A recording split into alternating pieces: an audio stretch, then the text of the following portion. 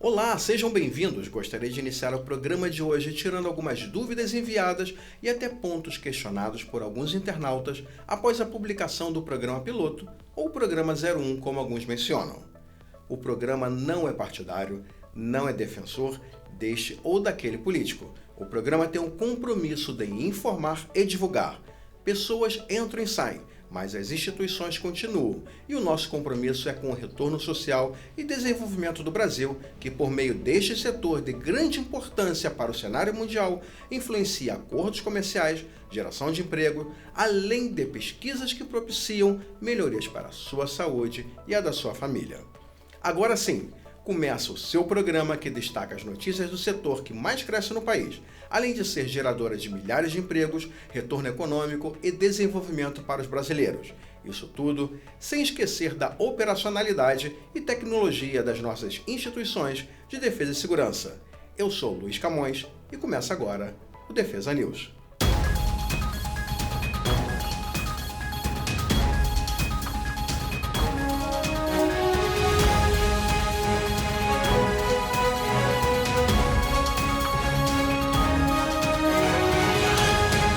Não saia daí, neste programa teremos atualizações sobre o caça Gripen em deslocamento para o Brasil, a participação do engenheiro aeronáutico e espacial Matheus Vieira comentando detalhes do caça brasileiro. Teremos ainda a relação de editais e concursos militares. E não percam, teremos serviço obrigatório militar para mulheres?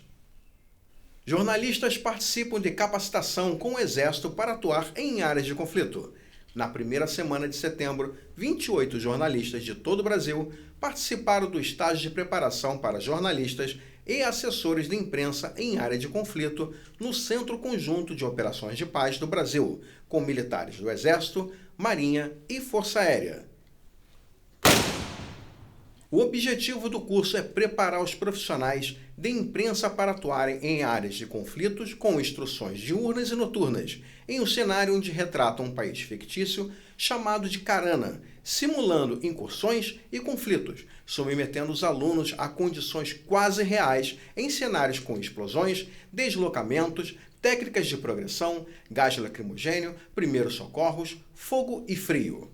Aprendendo também a identificar sons de disparos de armamentos e a se proteger de acordo com o risco, desenvolvendo condições para situações que poderão ser encontradas em uma área de conflito. Foram iniciadas obras do Colégio Militar de São Paulo. As obras para a construção do Colégio Militar de São Paulo, localizado no Campo de Marte, zona norte da capital paulista, começaram no mês de agosto sob a coordenação da Comissão Regional de Obras da 2ª Região Militar. Nesta primeira etapa, ocorre a demolição das edificações do Centro Logístico da Aeronáutica, local onde será construído um novo prédio. Atualmente, o Colégio Militar encontra-se na atual sede do Centro de Preparações de Oficiais da Reserva, no bairro de Santana, também na zona norte da capital paulista. E já que a moda é falar do novo normal, acontece a reabertura gradual dos museus militares. Desde o dia 9 de setembro, o Museu Militar Conde de Linhares voltou a funcionar das 10 às 17 horas, sempre de terças aos domingos. E é claro, devido à pandemia, adaptações foram realizadas como o uso obrigatório de máscaras, limite de visitantes e a recomendação do distanciamento social. O museu fica localizado na Avenida Pedro II, 383, São Cristóvão, no Rio de Janeiro. Conheça, faça sua visita. A entrada é franca. E o Exército Brasileiro irá assumir obras ferroviárias. Como vem ocorrendo em diversas partes do país, estradas estão sendo duplicadas e asfaltadas pela tropa. E na sexta-feira, 11 de setembro, foi firmado um acordo entre o governo federal e o Exército Brasileiro para a construção de um trecho da ferrovia de integração Oeste-Leste na Bahia. A concessão do empreendimento está sendo viabilizada pela Valec Engenharias, Construções e Ferrovias, uma empresa pública ligada ao Ministério da Infraestrutura. É a primeira vez desde 1995 que um batalhão de engenharia do Exército Brasileiro assume uma obra ferroviária no país. O Comando Militar do Nordeste será o responsável pela obra e designou o primeiro grupamento de engenharia para coordenar as operações. Militares do 4º Batalhão de Engenharia de Construção de Barreiras, Bahia, e do 2º Batalhão Ferroviário de Araguari, Minas Gerais, serão os responsáveis pela conclusão do lote de 18 quilômetros entre Bom Jesus da Lapa e de São Desidério, ambos no estado da Bahia. A previsão para a entrega são de 2 anos, a partir do início da obra. E a nova aeronave da Força Aérea Brasileira, F-39 Gripen E, está a caminho do Brasil. O protótipo enviado ao Brasil é o primeiro projetado seguindo as especificações da Força Aérea Brasileira, tendo realizado seu voo inaugural em agosto de 2019, ainda na Suécia, pela empresa Saab. O primeiro brasileiro a pilotar a aeronave foi o major aviador Cristiano de Oliveira Pérez, piloto do Instituto de Pesquisa e Ensaio em Voo da Força Aérea Brasileira, que, sob seu comando, o caça F-39 Gripen decolou no dia 20 de agosto em uma atividade de verificação das qualidades de voo e pilotagem da aeronave, sobrevoando o Mar Báltico por aproximadamente 50 minutos. Nesta nova fase, a aeronave segue em seu processo de certificação aqui no Brasil, mas justamente pela falta de certificações e outras condições que inviabilizam o voo até o Brasil, a aeronave está sendo transportada por um navio que chegará ainda este mês em Itajaí, Santa Catarina, e seguirá a viagem por estrada para o aeroporto internacional e de lá, após a sua montagem e revisão, voará até Gavião Peixoto, onde fica o Centro de Projetos e Desenvolvimento do Gripen. E para falar um pouco mais do nosso caça F-39 Gripen, o nosso convidado de hoje é o engenheiro aeronáutico e espacial Matheus Vieira.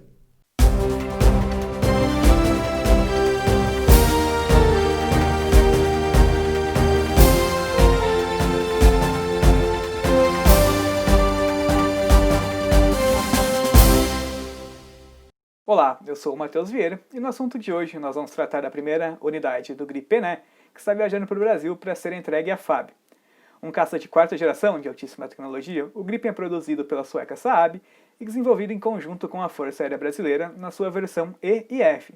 E para os monoplaces, aeronaves de um assento, e F para os biplaces, de 2 assentos. A versão F, a biplace, serve tanto para o treinamento de pilotos quanto para ataques especializados em que se faz necessária a ação de um artilheiro para a operação das armas, como bombas inteligentes e mísseis de cruzeiro. Dessa forma, o artilheiro atua na programação do ataque, possibilitando que o piloto tenha sua carga de trabalho reduzida e possa focar na administração do voo e do combate. Primeiramente, o Gripen está sendo parcialmente montado no Brasil e posteriormente será totalmente montado por aqui. As 8 últimas unidades biplace serão montadas na área industrial da Embraer Defesa e Segurança, em Gavião Peixoto, no interior do estado de São Paulo. Sem dúvidas, o conhecimento de ponta vindo da transferência de tecnologia é muito importante para o Brasil, o que nos leva a esperar que esse seja o último caça que a FAB compre de fora do país, uma vez que, se bem administrado, o capital intelectual e o capital humano estabelecido no programa FX2 vai propiciar novos desenvolvimentos de caças próprios, com tecnologia de ponta, ao longo das décadas que sucederão, enquanto ocorrer ao longo da vida útil das unidades compradas da Suécia. O crescente grau de nacionalização do caça no Brasil conta com um consórcio formado por 5 empresas. Além da sueca Embraer, existem a Embraer aqui no Brasil e outras empresas brasileiras, como a AEL Sistemas, a AKE e a ATEC, todas essas últimas citadas genuinamente brasileiras, algumas nacionalizadas ao longo do tempo, mas todas genuinamente brasileiras. A primeira unidade do Gripen foi entregue para o Brasil há um ano atrás, lá na Suécia, onde iniciou a campanha de ensaios em voo. E o Gripen EF, ele não vem ao Brasil a passeio. Ele pode operar a 2.400 km por hora, é altamente manobrável e pode levar até 8 toneladas de armamentos, entre mísseis, bombas, foguetes, torpedos, mísseis de alta precisão, inclusive algum desses armamentos desenvolvidos pela indústria de defesa brasileira. Já para ataque ao solo, nada melhor do que contar com um canhão de 30 mm. É justamente a falta de certificações e outras condições que inviabilizam o voo da aeronave lá da Europa para o Brasil. Dessa forma, a primeira unidade é entregue ao país, de fato, está viajando embarcado em um navio e deve chegar ao porto de Navegantes, na costa catarinense, nos próximos dias. Não se sabe ao certo o porquê da escolha do porto de Navegantes, em contrapartida a portos no sudeste, como o Porto de Santos ou de São Sebastião, ambos no estado de São Paulo. Mas imagina-se que a escolha se dê em virtude das menores tarifas de importação, lembrando que o Gripen é um produto importado, aliados à maior discrição oferecida pela costa do interior do estado de Santa Catarina, o que é importante para desembarques de equipamentos desse tipo. A previsão é que a aeronave seja levada, ainda desmontada, do porto ao Aeroporto Internacional de Navegantes, onde deverá ser montada e iniciar seu translado até a unidade da Embraer em Gavião Peixoto, local do Centro de Projetos e Desenvolvimento do GRIP. Ao chegar lá em Gavião Peixoto, se dará continuidade à extensa campanha de ensaios em voo para garantir que requisitos de projeto e algumas especificações impostas pela FAB, foram cumpridas ao longo do desenvolvimento da aeronave junto à SAAB. E nessas etapas, a aeronave será levada a avaliações durante missões dentro do clima e da geografia nacional. A primeira aparição pública do GRIP deve ocorrer em Brasília, nas comemorações em virtude do Dia do Aviador, em 23 de outubro. E a ideia da FAB é que os Gripens fiquem baseados na ala 2, ou base aérea de Anápolis, de onde podem alcançar qualquer ponto dentro do território nacional devido à sua autonomia maior, se comparado aos Gripens suecos, os Gripens que operam lá na Suécia. E isso foi um dos requisitos impostos pela Força Aérea Brasileira. Bom, por hoje é só. Esperamos nosso próximo encontro para debater mais sobre a aviação e a tecnologia aeroespacial.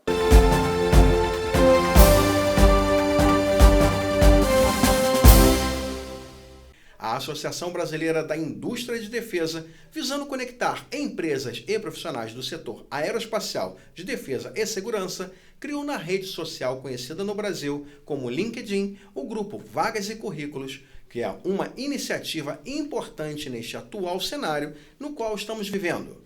O Grupo Vagas e Currículos Aeroespacial, Defesa e Segurança já conta com 23 vagas. Para você que deseja mais informações, além do endereço estar disponível na sua tela neste momento, estarei disponibilizando o link na descrição desse vídeo.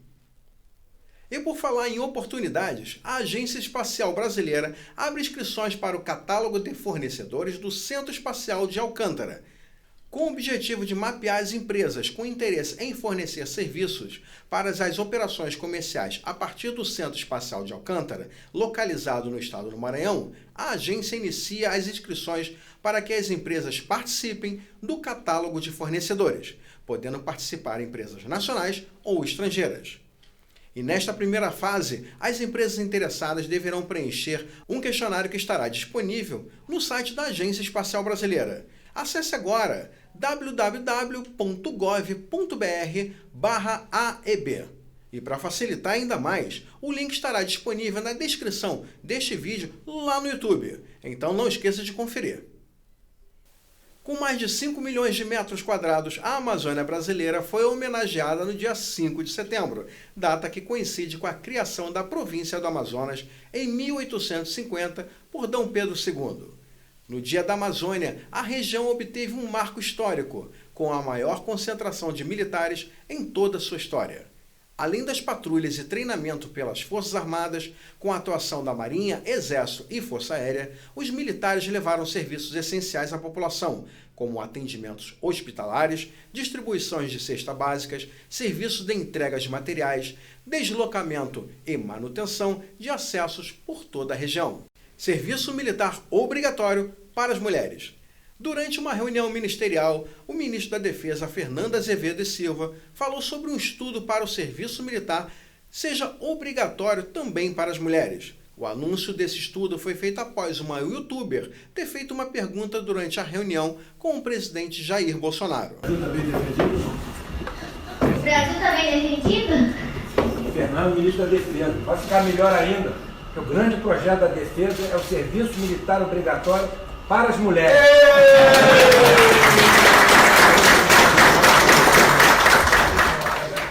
Lembrando que o momento era de descontração e tal medida necessitaria de mudanças na Constituição, uma vez que as mulheres são isentas do serviço obrigatório e não cabe ao Executivo realizar tal mudança. Todavia, é permitida a prestação do serviço militar para as mulheres que forem voluntárias segundo os critérios e oportunidades de cada Força Armada. Uma observação que gostaria de incluir nesta matéria é que em março deste ano, a Comissão de Assuntos Econômicos do Senado aprovou o texto do Projeto-Lei número 213 de 2015, onde mulheres poderão se alistar no serviço militar quando completarem 18 anos, e que 30% das vagas ficarão reservadas para as mulheres, desde que haja procura e disponibilidade orçamentária. E gostaria de lembrá-los que não passou de uma brincadeira do ministro em um ótimo momento de descontração, mas queremos escutar você. E para você que busca oportunidade ou melhoria no currículo direcionado ao setor de defesa, segurança e tecnologia, começa agora informativo sobre editais e concursos. E estão abertas as inscrições para o processo seletivo de cabo especialista temporário para o 9º Batalhão da Infantaria Motorizado, localizado em Pelotas, no Rio Grande do Sul. O processo seletivo vai até o dia 30 de setembro e o candidato precisa ter, no mínimo, o certificado de ensino fundamental e profissionalizante, dependendo da área escolhida. Maiores informações, acesse 3rm.eb.br.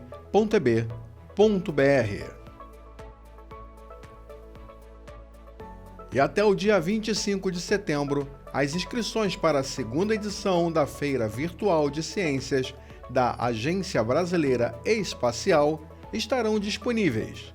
Poderão se inscrever equipes de até 3 estudantes sob a orientação de um professor. Serão 2 categorias disponíveis: Ensino Fundamental 8º ao 9º ano e o Ensino Médio. Para participar, as equipes deverão gravar um vídeo com um experimento ou resultado de pesquisa, elaborar um relatório e enviá-lo até o dia 25 de setembro para o seguinte e-mail: feiravirtual@aeb.gov.br. E estão abertas as seleções para a Imbel. A Indústria de Materiais Bélicos do Brasil, empresa pública vinculada ao Ministério da Defesa, disponibilizou 20 vagas de ensino médio, técnico e superior. Os aprovados poderão receber até R$ 2.139,41 iniciais para uma jornada de 44 horas semanais. O contrato será de 1 ano, prorrogável por igual período. E as inscrições deverão ser realizadas entre os dias 16 e 22 de setembro, através da entrega curricular no seguinte e-mail: currículos.fe@imbel.gov.br, e não terá cobrança de taxa. Para maiores informações, acesse in.gov.br.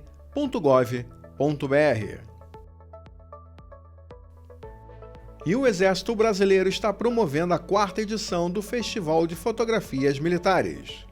Para participar é bem simples. Entre no site do Exército, leia o edital, preencha a ficha de inscrição e o contrato de cessão de direito de obra fotográfica.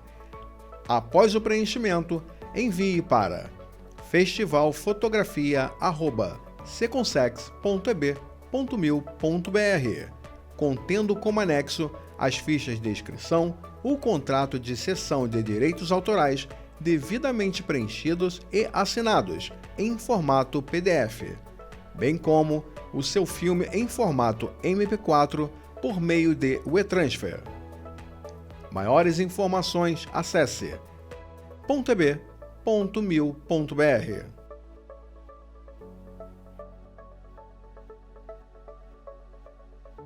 E as inscrições para os colégios militares estão disponíveis. O ingresso de estudantes será para os colégios militares do Rio de Janeiro, Porto Alegre, Fortaleza, Manaus, Brasília, Belo Horizonte, Salvador, Recife, Curitiba, Juiz de Fora, Campo Grande, Santa Maria, Belém, São Paulo. E as inscrições deverão ser realizadas entre os dias 8 de setembro e 2 de outubro. Para maiores informações, acesse .eb.mil.br.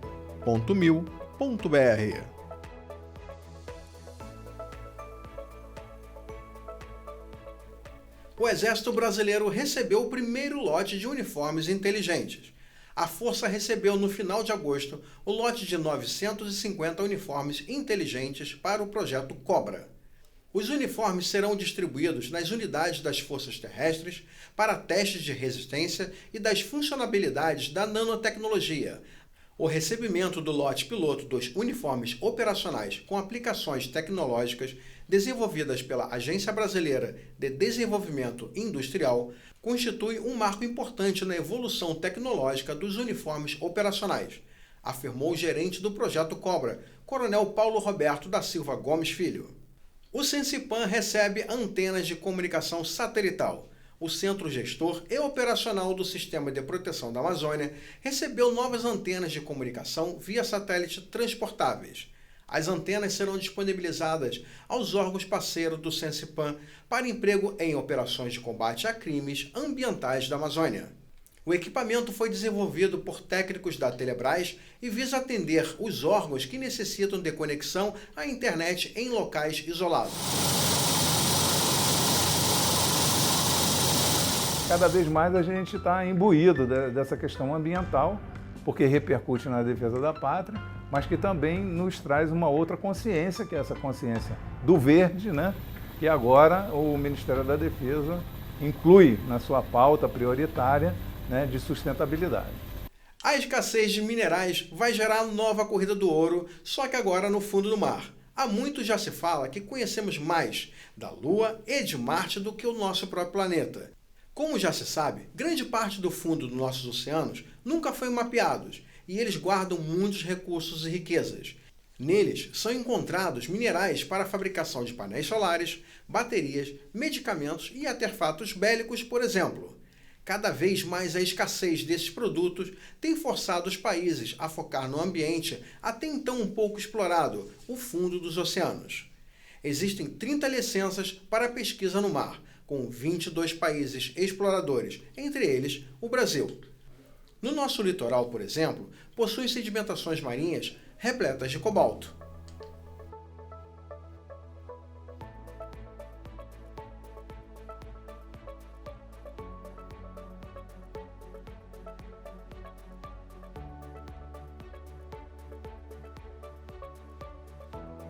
Uma observação que eu gostaria de colocar é que ter uma marinha forte, presente e bem equipada para defender os nossos interesses é mais do que fundamental. 2020 pode até ter sido um ano bem complicado, mas para você que busca atualizar a sua agenda de eventos, vamos ao nosso destaque de feiras e congresso. E a Agência Espacial Brasileira, em parceria com o Parque Tecnológico de São José dos Campos, realizará sua 4ª edição do Fórum de Indústria Espacial Brasileira, com o objetivo de divulgar os principais resultados do setor espacial e estabelecer um espaço de debates para o desenvolvimento do futuro do setor. As inscrições estarão disponíveis até o dia 23 de outubro de 2020. Para maiores informações, acesse rmvalet.com.br.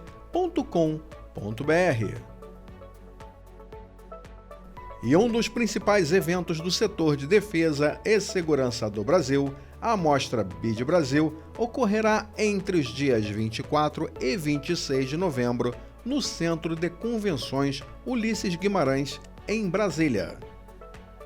Este evento é uma realização da Associação Brasileira de Indústrias de Materiais de Defesa e Segurança.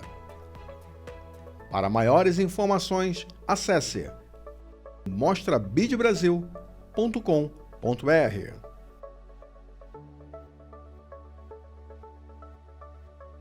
E o caminho está nas tecnologias. Tecnologias autônomas para ser mais preciso. Este é o tema da 7ª Feira e Congresso de Tecnologia e Inovação, que será realizada entre os dias 20 e 23 de outubro de 2020, agora em formato totalmente digital. Durante os 4 dias serão apresentadas as melhores soluções do mercado que vão auxiliar nas tomadas de decisões, condutas de processo, gerenciamento de dados e de pessoas, entre tantas frentes fundamentais para os negócios do futuro. Para maiores informações, acesse sympla.com.br.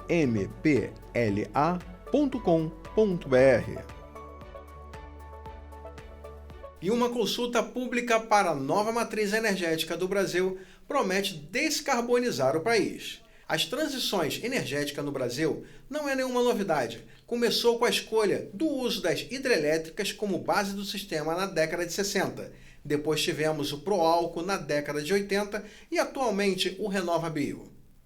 O Brasil é rico em energia solar, em energia eólica, em bioeletricidade, em recursos hídricos e agora em pré-sal. Além disso, somos ricos em urânio. Segundo André Clark, da Siemens Energy Brasil, a grande questão será qual matriz energética o país vai escolher. Este é um planejamento de longo prazo e encontra-se em consulta pública no Plano Nacional de Energia 2050. A precificação de carbono no Brasil é essencial, porque gera uma política pública de incentivo ao investimento para a redução da pegada de carbono das companhias. Uma política pública de precificação baseada no mercado nos parece particularmente interessante, porque usa toda a criatividade e inovação das companhias para a resolução de problemas, seja tecnológicos, sejam regulatórios.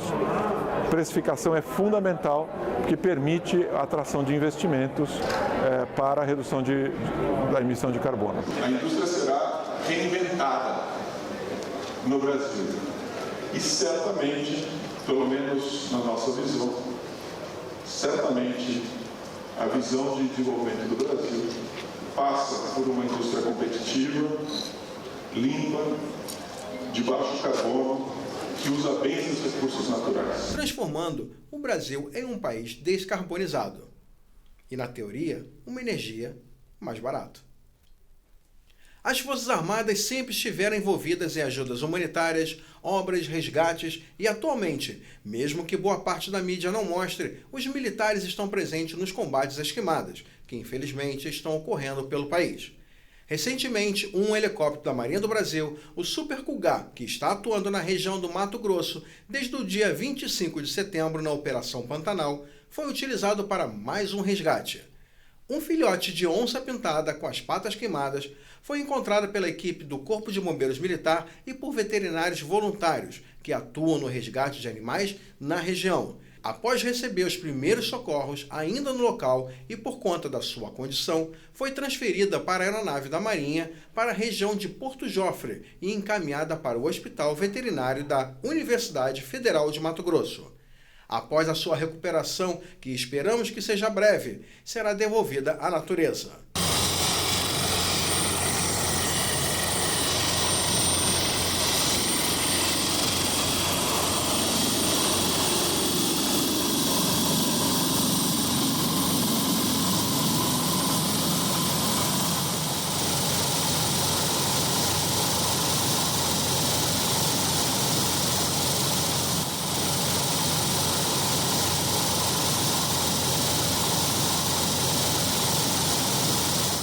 E este não foi o primeiro resgate à onça no Pantanal neste período de queimada.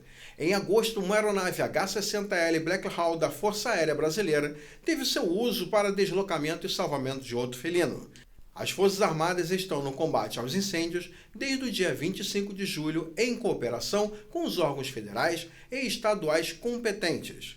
Além das Forças Armadas, também participam da operação o Centro Gestor e Operacional do Sistema de Proteção da Amazônia, a Polícia Militar Ambiental do Mato Grosso do Sul, os Corpos de Bombeiros de Mato Grosso e Mato Grosso do Sul, o SESC de Mato Grosso, o IBAMA e o ICMBio, além de todos os voluntários que diariamente ajudam no combate ao incêndio.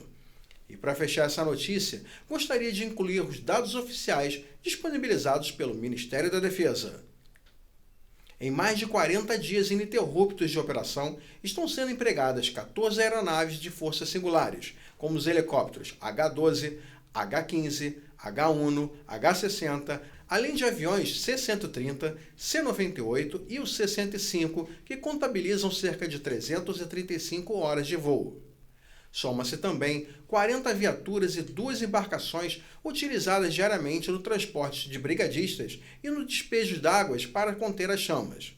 Em média, estão engajados na atividade 200 militares e 230 agentes de órgãos ambientais parceiros. Quero parabenizar todos os militares, servidores e voluntários que não são divulgados por parte da mídia, pois sem vocês, os verdadeiros heróis, este combate seria impossível.